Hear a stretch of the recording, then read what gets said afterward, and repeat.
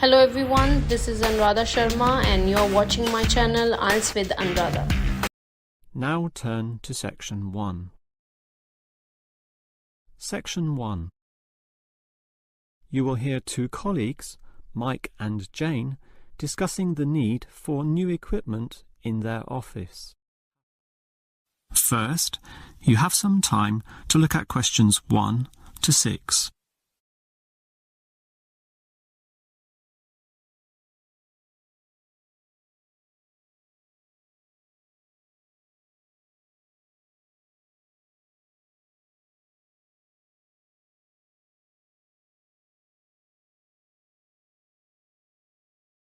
Now we shall begin.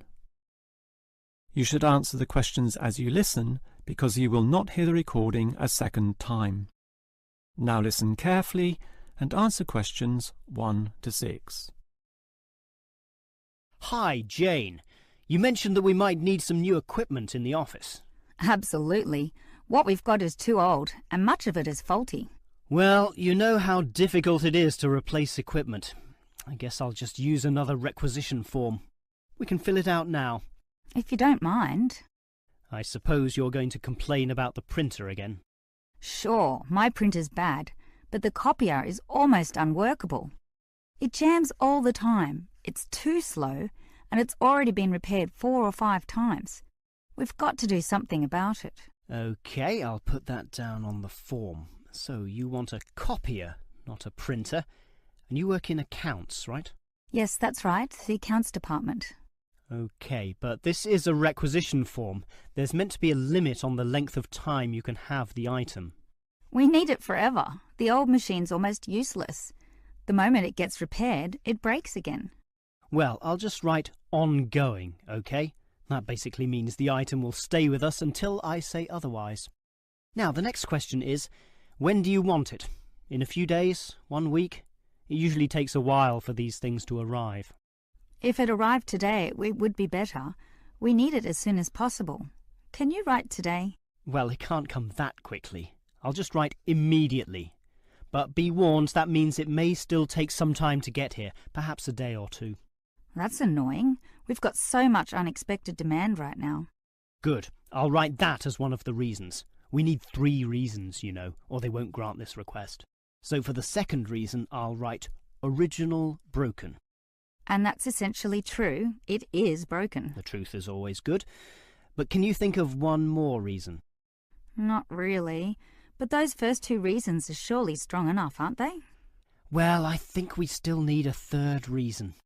Maybe I'll have to bend the truth a bit. I'll just write, require more functions. OK? Or you could write, require faster speed. No, all these copiers operate at the same speed, so that reason won't sound true. OK, whatever it takes. Right. And shall I put your name? Jane Huang, spelt with a U, right? Well, actually, I would say your name would be more likely to get speedier results. All right. I certainly don't mind putting my name with this. Mike Green. G-R-E... Just like the colour green, right? But with that final E, which often tricks people. Yes, that E at the end tricks them all the time. Before you hear the rest of the conversation, you have some time to look at questions 7 to 10.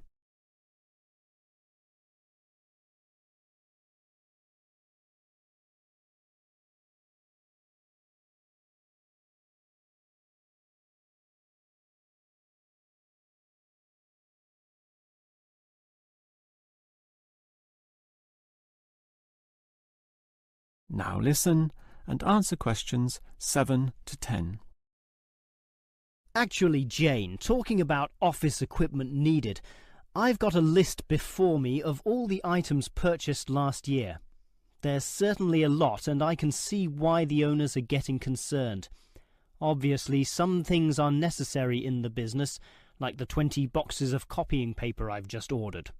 And it shows here that last year our office ordered 2 fax machines, which is certainly not excessive, but there's a lot of other equipment on this form which may raise questions. Yeah, but we had special circumstances, Mike. We renovated the office and had to replace all the computers and printers. 17, I think. We actually got the printers from another department, so it didn't cost us. But sure, with 17 people all needing computers, that was a considerable expense, along with the 15 speakers and 16 headphones. Why did we need those? Everyone was using Skype to communicate with clients. They still do, of course. It's a very popular way to communicate. And we have 6 items here as well. Printers? But you said we got them from another department. No, mobile phones, paid for by the company. I remember that for our agents out in the field. They used to use landline phones belonging to the clients. OK. We also ordered lots of lighting equipment, but that can be expected. I'm not worried about that. 27 lamps and over 34 fluorescent lights. And we needed 13 new mouses as well, to replace some of the old ones. All of the replacement computers had screens, very nice screens, but some of them lacked mouses. Well, at least it wasn't 13 fans like the marketing department has just asked for. All right, so basically the amount of equipment ordered last year was quite considerable, but it was all necessary. That is the end of section 1. You now have half a minute to check your answers.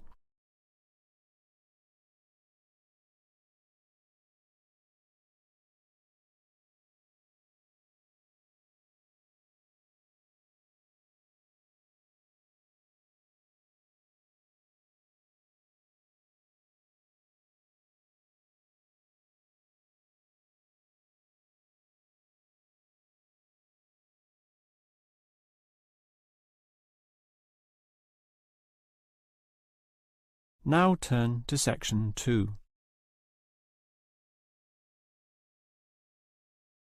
Section 2.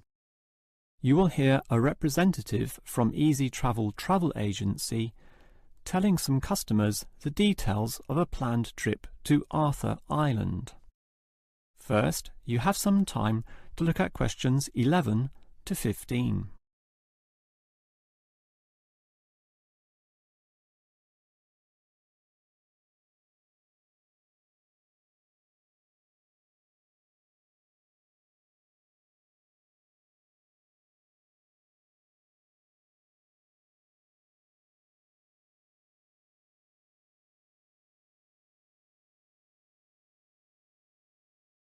Now listen carefully and answer questions 11 to 15. All right, hello everyone. Now, you're all here to learn about the trip to Arthur Island. As you might know, the population is about 7,000. That's permanent residents, a far cry from the early days when some 17,000 people lived there. But the advantage of a declining population is that the island has maintained its natural attractions. So now, in the summer, the population swells to 22,000 as tourists flock to this lovely little place to enjoy all it has to offer. It's an interesting fact that Arthur Island was once very isolated, with only a rickety wooden bridge connecting it to the mainland. Heavy trucks could not pass over, as could be seen by the accident in 1971 when the bridge broke. This resulted in the new bridge being built, construction starting in 1972, finishing 2 years later. And since then, business has boomed for the tourism industry. This was helped by the motor racing circuit built there in the 1980s and the reputation for fresh seafood, caught directly from the island's waters, and the famous native wildlife, such as koalas and emus, although I would say, people being ruled by their stomachs, it is the food which really brings them in. Now, the tour bus leaves quite early, 6 in the morning, and it's a long trip, but you'll really enjoy just looking at the beautiful scenery from the window. Still, we understand that you'll need to stretch your legs at some point. For this reason, we used to stop at the Emu Park Wildlife Sanctuary, until Arthur Island developed its own sanctuary, rendering that former stop-off somewhat redundant. Now we stop at the Bass Guest House next to the very interesting worm farm, which you're invited to visit, thus learning all about those humble little creatures. And if you're interested in bigger wildlife, please remember that you'll need to pay the wildlife park entrance fee on the island, so budget for that. Another important point is not to eat too many of the complimentary biscuits with your free tea on the bus, since you should keep your appetite intact so that you can indulge in some of the great eateries on the island, for example, at the famous Reggie's restaurant. Before you hear the rest of the talk, you have some time to look at questions 16 to 20.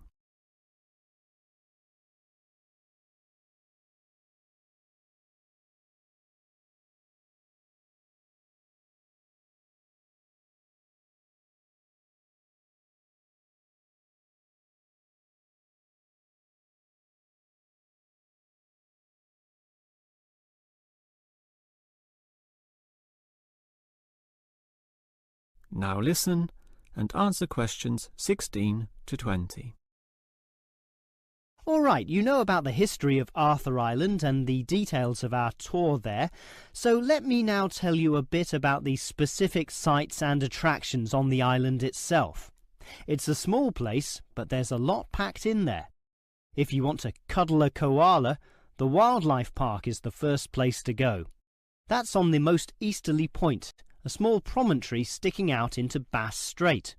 But be careful, the wind can be very strong. Hold on to your hats, literally. By that time, you'll probably be ready to eat, and you could choose between Reggie's restaurant or eating at the nature reserve, or at some of the restaurants right in the middle of the island. If it's Reggie's you want, take the complimentary bus down to the southern tip. Reggie's is right on the port, taking its famous seafood directly from the boats. How fresh is that? But to save time, you could go northwards to the very opposite point of the island and eat at the restaurant in the nature reserve, then go and see the beautiful coastal scenery there. And what better way to do this than cycling? There are many trails, and Anderson's Beach also offers some beautiful opportunities for cyclists, as well as for swimming and surfing, of course. Get the bicycles, however, on the opposite side of the island, in the main township. Finally, you might want a reminder or souvenir of your trip. Obviously, there are souvenir shops all over the island, with many at Anderson's Beach. But the main spread of tourist shops is centrally located and right on the main road so that they are accessible to everyone, no matter where you are. Yes, at Arthur Island, you'll find everything you want to do and more. Now, do you have any questions? That is the end of section 2. You now have half a minute to check your answers.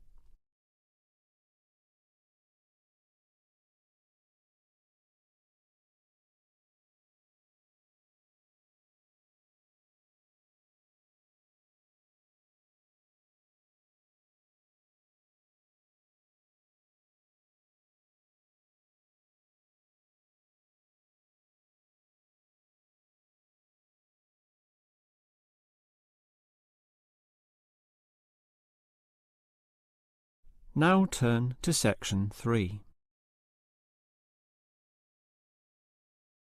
Section 3. You will hear two students, Sam and Liz, discussing a project for their marketing course. First, you have some time to look at questions 21 to 24.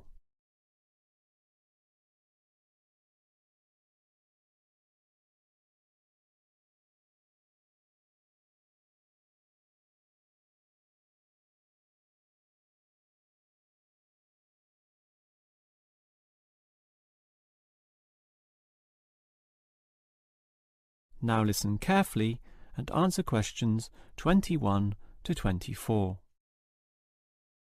Liz, I'm getting really worried about this marketing project we have to do together. Assessment is based on a single year-long project. Oh, don't worry, Sam. All it takes is appropriate planning. I used to work in finance and we always divided the year into quarters. So let's just do a quarter-by-quarter year-long plan. Well, I intend to firstly interview people. I mean, we need raw data for this project, right? Okay, that's your job. So we just need to coordinate my contribution so that we don't double up at the beginning. I can carry out the research on all the theoretical issues and background, for example. Well, why don't you do the summaries of the main texts as well? You know, write them up. Oh, I think we know those texts well enough already, and it's only optional anyway, so let's not bother with it. Okay. Now, moving on to the second quarter of the year, I'll start collecting all the relevant information, the details, facts, and examples from my book reading, while you can do an analysis of the first-hand information you got from the interviews. Okay, and then it's break time. I would say by then, mid-year, both you and I will have to decide on our point of view. And how we'll support it in the essay, and based on that, we can work together on designing an appropriate structure for the final writing, when we present everything. We'll need a bibliography, of course. I could do that in the third quarter, but since you did all the theoretical research, it would be a better job for you. We can do that at the very end of the year, but I'll make the preliminary list as I begin writing the essay proper. Meanwhile, you can begin sorting out the numerical data into easily readable formats. That's what the other students will be doing. You know, grouping statistics in tabular form or making graphical representations. And in the last quarter, we can proofread each other's work, allowing a different set of eyes to be involved. So I'll check your writing for any mistakes, typos, or logical problems. I'm sure the essay will certainly benefit from such a thorough proofread. And I'll check all your tabulated statistics and graphs for the same issues. And then we'll just put it all together. Well, now it sounds far less scary. That's right. All you need is a clear, logical, and coherent plan. Before you hear the rest of the conversation, you have some time to look at questions 25 to 30.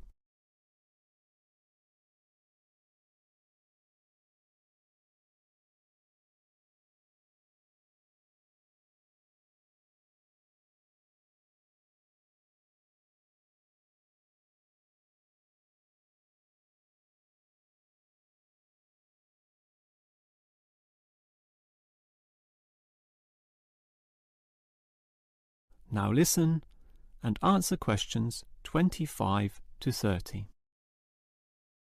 As we discussed, Liz, my first task on this project is to get data using interviews, over 100 of them. To do that, I'll need to put a flyer on the university notice board to get volunteers. Okay, just do that and we can start immediately. But I tried this last year and almost no one replied. The whole project was a failure as a result. You just need to ensure that the flyer is designed well. I did a course in design, so I can help you. I'm all ears. Well, one of the first rules, since the notice board will be full of papers, is to make sure your flyer stands out. Thus, don't use white paper, use coloured paper. You mean like yellow paper? Yellow, red, orange, it doesn't matter, as long as it's coloured and thus more obvious. Similarly, make the heading attract people, and money does this, right? Oh, sure. Everyone wants money. So don't say something boring such as help needed, but something such as easy money. That will immediately attract people's interest and also ensure they know that it won't take much time. These interviews are about half an hour, so tell them that right under the heading. Sounds good. Keep going. Well, by the same token, people don't have the time to read. They don't want to struggle through a large number of words. Thus, limit them. That will make the flyer easily and quickly read. Finally, there's a lot of false advertising and tricky people out there, so the readers might get suspicious, particularly when you're offering significant money for little work. You need to thus assure them that this is legitimate. So, at the very top of the page, make sure you indicate that the scheme has been approved by the course convener. Just some writing saying this, but you should also add a signature. It doesn't matter who signs it. People don't read it anyway. In fact, you could even sign it yourself. Don't worry, I can get a legitimate signature. But you should definitely include a stamp, which is more reassuring to the readers. What sort of stamp? The department stamp. Some people put the university stamp, but to be honest, anyone can acquire that from the student union. A stamp from your department shows much more authenticity, and that way everyone will feel that the scheme is legitimate and hopefully be willing to give you a ring. So that's it? It's all finished? That's it, apart from the contact details at the bottom of the page, of course. Of course. Hey, that was some useful advice. I think a flyer like that will really draw them in. Thanks for that. No problem. That is the end of section 3. You now have half a minute to check your answers.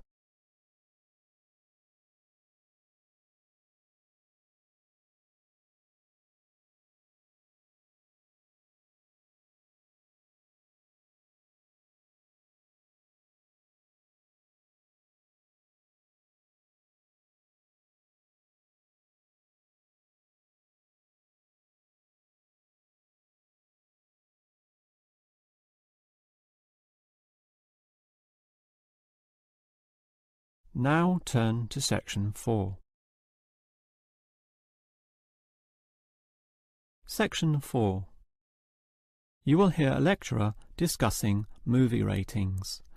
First, you have some time to look at questions 31 to 34.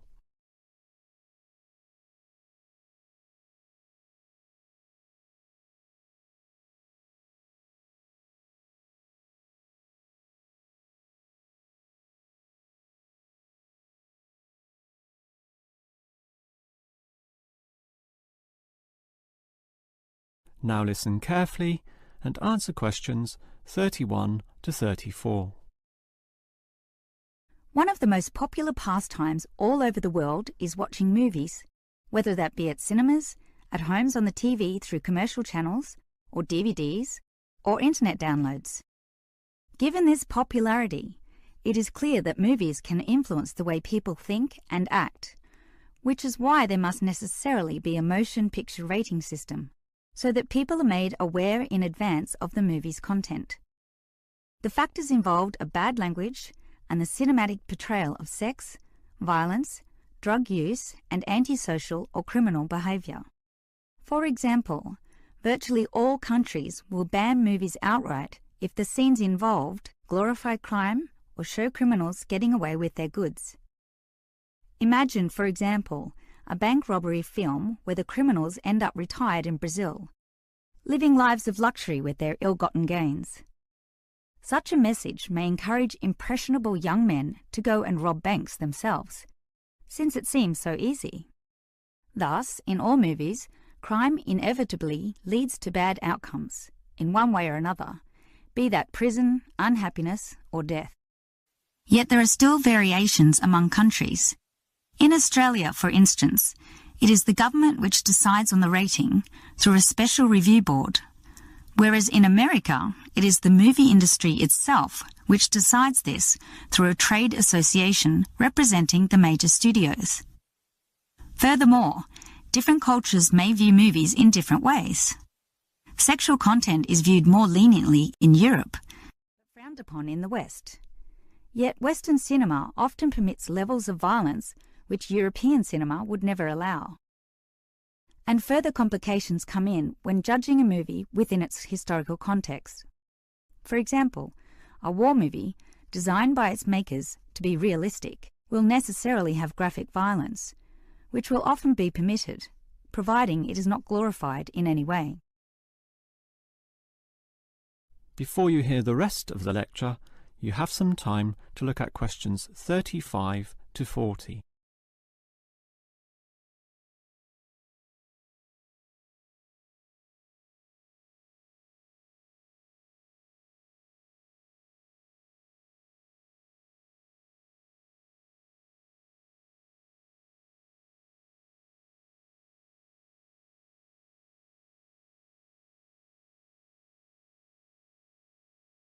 Now listen and answer questions 35 to 40.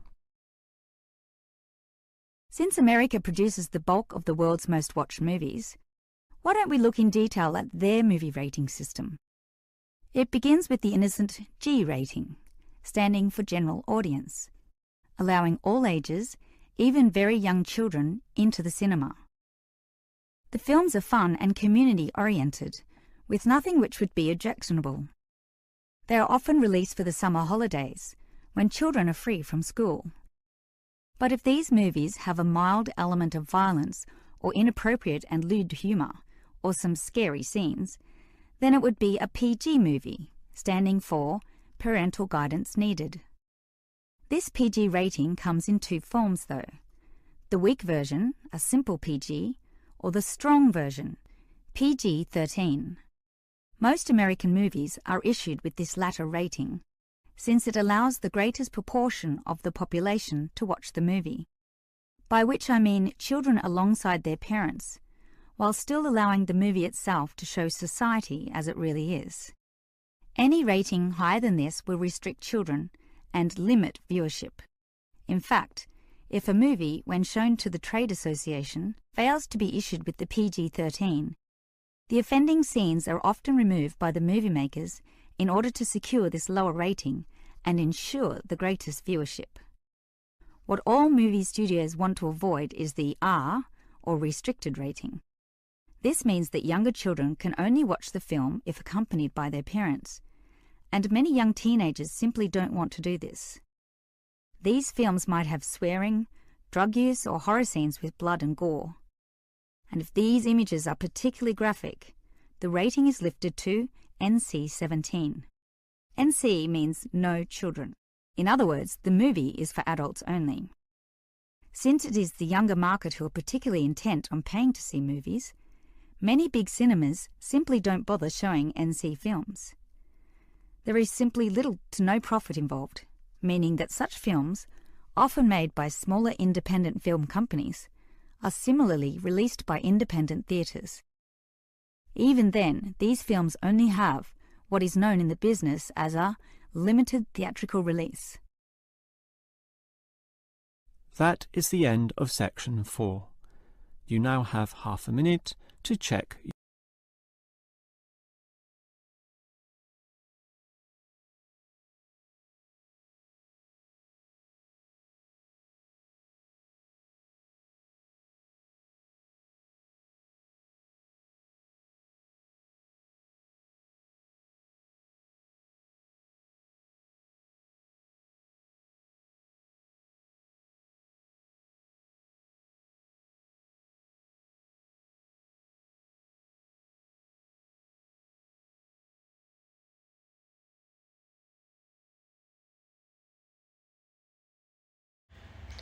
Thank you for watching and stay tuned for more videos.